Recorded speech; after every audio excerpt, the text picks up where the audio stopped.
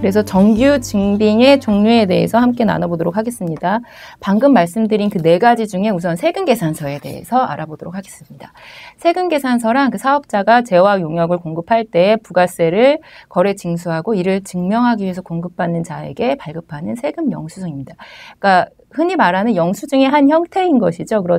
그렇지만 세금계산서에서 반드시 필요한 필요적 기재사항이라는 게 있어요. 그래서 저희가 그것을 1, 2, 3, 4번에 놓았고요. 뒷장으로 넘어가서 그것을 세금계산서에서 직접 보시는 게 더 좋기 때문에 한번 넘어가서 보겠습니다.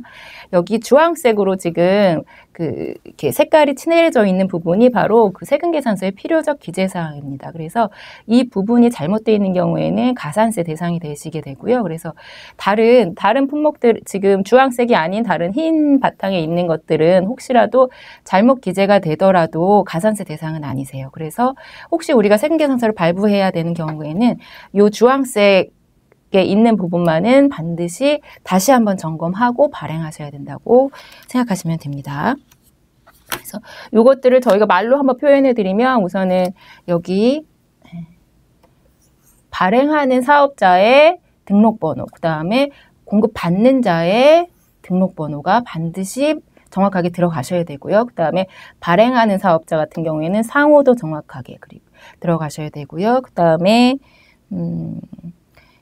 작성 일자 중요하시고요. 근데 공급가의 세, 이렇게 요것들이 매우 중요한 필요적 기재사항이라는 것을 말씀드리겠습니다. 그다음에 세금계산서 발급 절차에 대해서 한번 말씀 나눠보면요. 종이세금계산서와 전자세금계산서가 지금 발행될 수 있는데요. 예전에는 종이세금계산서만 발행이 됐었는데 이제 우리나라 그 전자적인 그 세금 부분도 많이 발전을 해서 전자세금계산서가 지금은 좀 많이 통용되고 있습니다. 그래서 종이세금계산서는 말 그대로 아까 보셨던 그런 세금계산서의 형태를 종이로 작성하셔서 이제 자와 공급받는 자가 한 매씩 나눠서 가지고 계시면 되는 것이고요. 전자세금계산서란 법인사업자 또는 개인사업자 중에서 이제 직전 연도 공급가액이 3억이 넘어가는 지금 사업자들은 반드시 전자세금계산서를 발급하셔야 하는 대상이신데요. 그 전자세금계산서로 발급하실 때는 발급일의 다음 날까지 이 전자세금계산서를 국세청장에게 전송하도록 되어 있습니다. 그래서 뒤쪽에서 조금 더 자세하게 전자세금계산서에 대해서도 말씀 나눠보도록 하겠습니다. 자, 그렇다면 전자세금계산서의 적용 사업자에 대해서 알아보도록 하겠습니다. 전자세금계산서는 법인사업자의 경우 무조건 2011년 1월 1일부터 세금계산서를 발급할 때는 무조건 전자세금계산서를 발급하게 되어 있고요. 개인사업자의 경우에는 사업장별로 재화나 용역의 공급가액 합계액이 3억 원이 이상인 경우 다음에 2과세기간부터 그 다음에 1과세기간까지 전자세금계산서를 발급해야 합니다. 예를 들어서 설명드리자면요. 2016년 사업장별로 재화 및 용역의 공급가액 합계액이 3억이 넘어가는 경우에는 2017년 7월 1일부터 2018년 6월 30일까지는 세금계산서를 발급할 때 전자적으로 발급하셔야 합니다. 그리고 전자세금계산서를 발급한 경우 발급일의 다음 날까지 세금계산서 발급 명세서를 국세청장에게 전송하여야 합니다. 그래서 전자적으로 세금계산서를 발급한 경우에는 합계표 제출, 세금계산서 보관 의무가 면제되고 있습니다. 왜냐하면 전자적으로 발급한 세금계산서를 국세청장에게 이미 전송하였기 때문입니다. 자, 좀 넘어가 보도록 하겠습니다. 이 세금계산서 같은 경우에는 잘못 발급하거나 늦게 발급하면 가산세 대상이 되시는데요. 이제 미발급한 경우에는 2%, 그 다음에 늦게 지연 발급한 경우에는 1%, 그 다음에 세금계산서를 받는 매입자 입장에서도 지연해서 수취하는 경우에는 1%의 가산세가 있습니다. 그래서 세금계산서 같은 경우에는 중요한 증빙이기 때문에 제때 제대로 된 금액으로 발급할 수 있도록 주의가 요합니다. 자, 그렇다면은 아까 그 세금계산서를 발급할 때 주의를 요한다고 말씀드렸었는데요. 그렇다면 세금계산서의 발급 시기는 어떻게 되는지에 대해서 한번 같이 보도록 하겠습니다. 세금계산서 발급 시기는 기본적으로는 재화하고 용역을 공급하는 때 발급하여야 합니다. 그러니까 쉽게 우리 뭐 재화의 공급 시기 같은 경우에는 그 재화를 그 공급하는 그 물건을 넘기는 때인데요. 그 물건을 우리가 넘겨준 때에는 그때 발급하는 것이 가장 원칙적인 그 시기이고요. 특례를 한번 보면 공급 시기 이전에 발급할 수 있는 특례가 있고 이후에 발급할 수 있는 특례가 있는데요. 이전 발급 특례를 한번 보면요.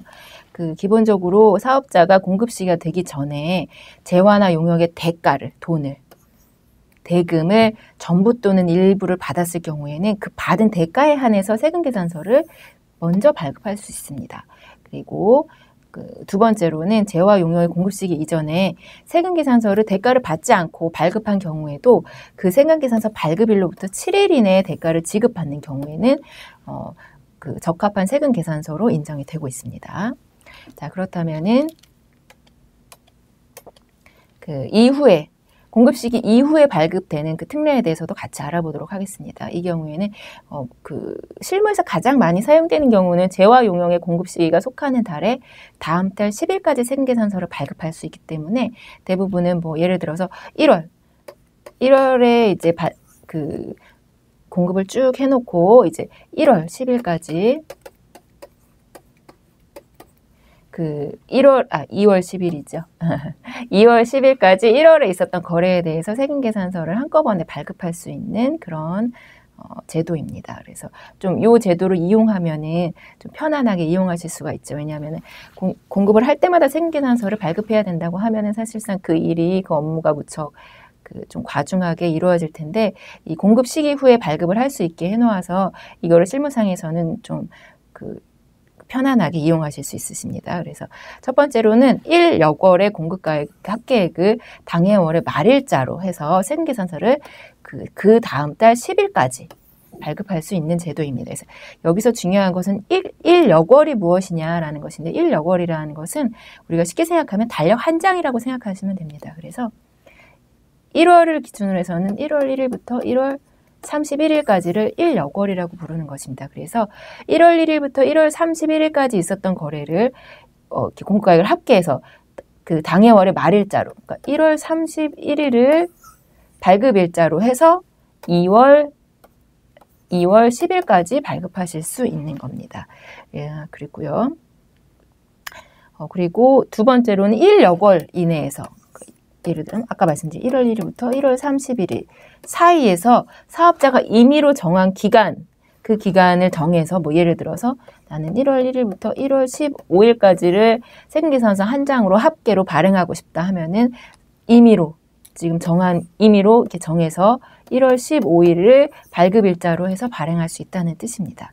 대신에 지금 제가 1여월이 달력 한 장이라고 표현을 해드렸는데요. 이 뜻은 무엇이냐면 내가 이 1여월을 넘어서 예를 들어서 1월 15일부터 2월 14일까지를 내가 임의적으로 기간을 정해서 2월 14일로 발급할 수 있느냐 했을 때는 그것은 안 되는 거예요. 왜냐하면 달력 한 장을 넘어갔기 때문에. 만일에 이렇게 하시려고 하면은 1월 15일부터 1월 31일까지 기간을 해서 1월 31일까지 해서 세금계산서 한 장을 발급하셔야 되고요. 다시 2월 1일부터 2월 14일까지를 또 기간으로 해서 2월 14일 날 또 한 장을, 그래서 두 장을 발급하실 수는 있으세요. 그래서 달력 한 장을 넘어가지 않게 기간을 정하셔야 된다는 겁니다. 그리고 3번 관계 증빙 서류 등에 의하여 실제 거래 사실이 확인되는 경우로서 당해 거래일자를 발행일자로 하여 세금계산서를 발급하는 경우에 이것도 저희가 뭐 좀 편리하게 이용할 수 있는 경우라고 할 수 있죠.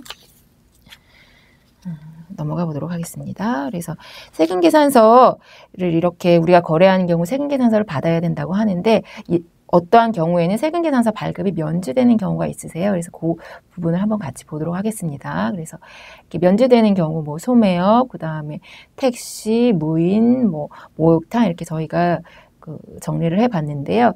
이제 저희가 실생활에 대응하셔서 생각을 해보시면 조금 더 이해하시기가 쉬우실 거예요. 뭐 저희가 일반적으로 택시를 타고 내릴 때 보통 세금계산서를 받지는 않죠. 그리고 뭐 무인 자동 판매기, 말 그대로 자동 판매기에서 뭐 커피나 뭐 음료수 같은 거를 이렇게 수취했을 경우에도 저희가 세금계산서를 받지는 않죠. 뭐 목욕탕이나 뭐 미용실 이런 것들도 비슷하고요. 바로 여기에 대해서는 그 세금계산서 발급 의무가 그 일반적으로는 면제돼 있으시기 때문이고요.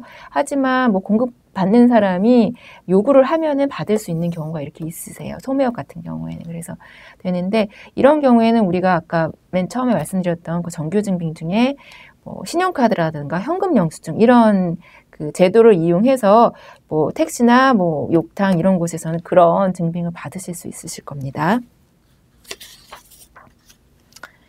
그리고 세금계산서, 이제 전자세금계산서가 이제 많이 통용되면서 이제 기존보다 좀 수정 세금계산서에 대한 관심이 많아졌는데요. 그래서 수정 세금계산서에 대해서 한번 저희가 그 한 장으로 한번 요약을 해봤습니다. 그래서 기본적으로 이제 수정 신고를 해야 되는 경우, 안 해야 되는 경우를 한번 나눠봤고요. 그래서 뭐 이제 실무자 입장에서는 어떤 경우에 수정 신고를 해야 되는지 안 해야 되는지 하는 부분이니까, 여기서 말씀드리는 수정 신고라는 거는 저희 이제 부가세 신고를 수정해야 되는지 안 해야 되는지 그 부분이시고요.